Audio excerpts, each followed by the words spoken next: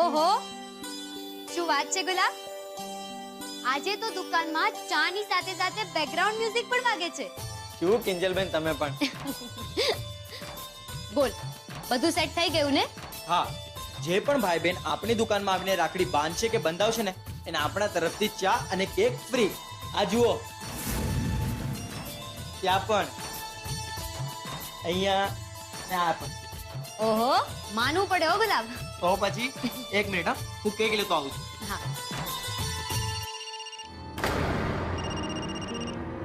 પાછો private number? આ કોણ છે જે મને વારે ઘડીએ ફોન કરીને પછી કટ કરી નાખે છે?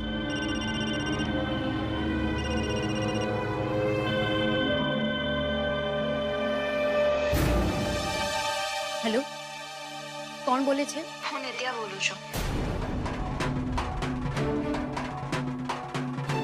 કોણ?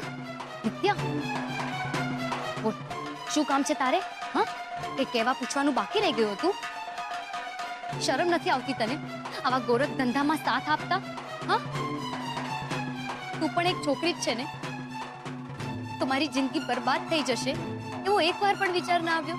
જો કિંજલ, તારી જેમ મને પણ સુશાંતે અંધારામાં જ રાખી હતી, પણ એ બધી વાત કરવાનો સમય નથી.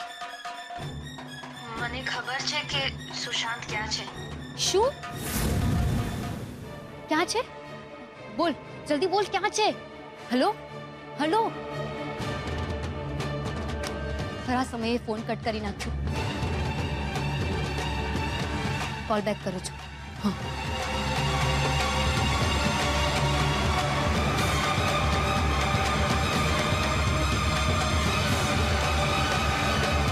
શું કરું? કઈ સમજ નથી પડી રહી.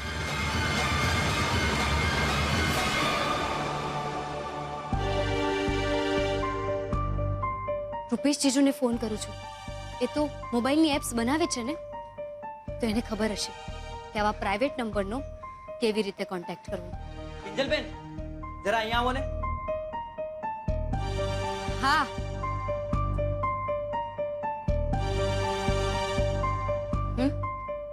આ કેક કેવી છે? સરસ છે. અને ચલ, હવે એની સામે મૂકી દે એટલે વાત કરવાની છે.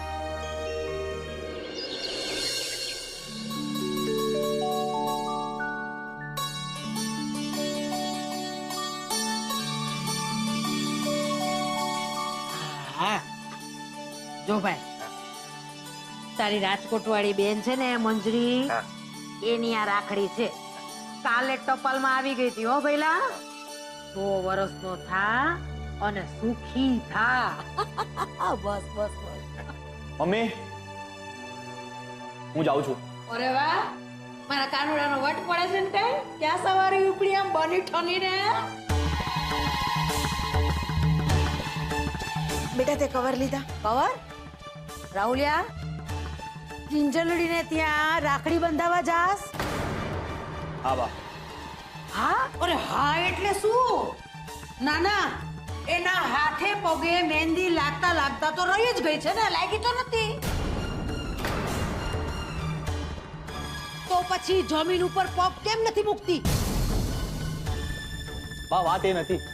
હું ત્યાં જાઉં કે એ લોકો અહીંયા આવે, શું ફરક પડે છે? મૂળ વાત તો રાખડી બંધાવી જોઈએ. વાહ વાહ, જુઓ આજે ડાપણની દાઢ નીકળી આવી છે સાહેબને. હે વાહ, જવા દો એને રાખડી બંધાવા. આ બીજું કઈ નથી, આ સરોજની જ્ઞાન ગંગાનું પ્રતાપ છે આ બધું.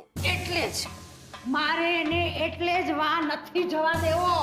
અરે આ સરોજની માફક ડોબો અને હાય હાય કરતો કરી મૂકશે છોકરાને. કાનુડા, તને કહી દઉં છું, તારે વા નથી જવાનું એટલે નથી જવાનું. ના બા, મેં મમ્મીને વચન આપ્યું કે હું ત્યાં રાખડી બંધાવવા જઈશ અને મારા કરેલા ગુનાની માફી પણ માંગી. અને મને વિશ્વાસ કે એ લોકો મને માફ કરી દે. અરે માફી વાળા ગાંડો થયો છો કે શું? રાઘવ, અરે સમજાવાને રોક.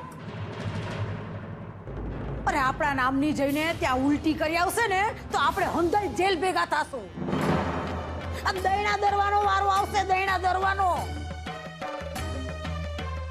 મોટા ભાઈ એવું ક્યારે પણ નહીં થવા દે. અને હું તમને બંનેને હાથ જોડું છું. આજે મારો દીકરો સારું કામ કરવા જઈ રહ્યો છે. મહેરબાની કરીને એને નહીં રોકશો.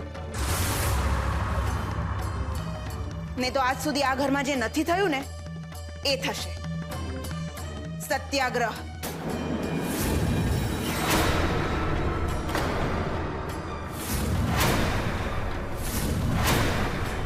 અરે તારી તો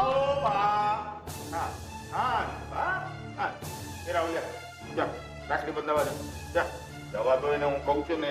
અને સરોજ, તરત ગૌરી, તમે એક કામ કરો, તમારો સત્યાગ્રહ લઈને રસોડામાં જાઓ. હા? સરસ મજાની ચા બનાવ્યા. હા? જા. સત્યાગ્રહ લઈને રસોડામાં જાઓ. હા? અરે શું જાવ તારી તમે સમજતા નથી બા. સમજો, રાહુલ મોટાભાઈના ઘરે રાખડી બંધાવા જશે, બરાબર? ત્યાં ઈ જશે તો આપણો આવરો જાવરો ચાલુ થઈ જશે, વાટકા વ્યવહાર શરૂ થઈ જશે. અરે બા, તમારી જાસૂસી પણ ઓન થઈ જશે. અને મારી 150 દુકાનની દલાલી પણ. બચા પીઠિયા, આ વાત તો તે મુદ્દાની કરી હો. તો એવા દે તારી સરોજની જ્ઞાન ગંગાને આપણે હારે હારે બે ચાર ડૂબકી લગાવી લઈશું. તું કે તે તાલી તાલી તમે પેંડો તાલી નહીં આવે. ગમરો તું હો.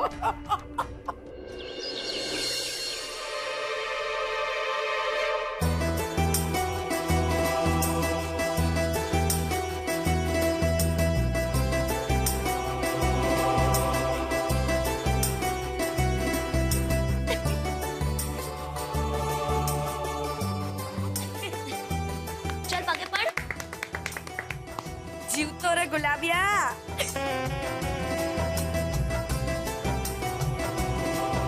લાવ હવે ગિફ્ટ.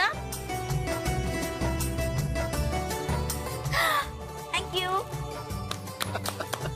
હવે રાખડી બંધાવવાનો વારો મારો છે.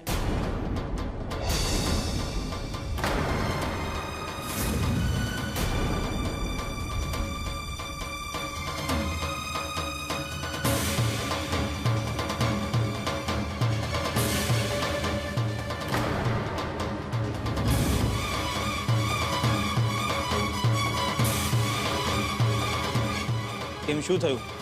તમે બધા મને આમ કેમ જુઓ છો? બીજા હું તારો ભાઈ છું. દર વખતે તમે લોકો રાખડી બાંધવા મને ઘરે આવો છો. આ વખતે ના આવ્યા એટલે મને થયું કે હું જ સામેથી રાખડી બંધાવીને આવું. ખોટું બોલવાનું રહેવા દે રાહુલ. મને પૂરેપૂરી ખાતરી છે કે સરોજ કાકીએ તને સમજાવી પટાવીને કાં તો પછી પોતાના સમ આપીને અહીં મોકલ્યો છે. શું ફરક પડે છે? મારે તમને ત્રણેય બહેનોને વિનંતી કરવી છે, મને માફ કરી દો મારા બધા ગુનાઓ માટે.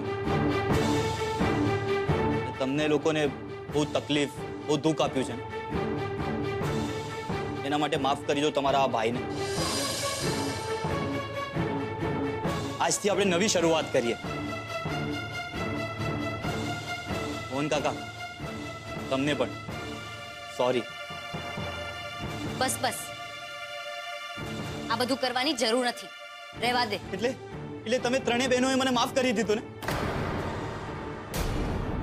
મને ખાતરી જ હતી કે મારી ત્રણેય બહેનો સારી જ છે. ચલો હવે આપણે રાખડીનું પતાવીએ. જરાય નહીં.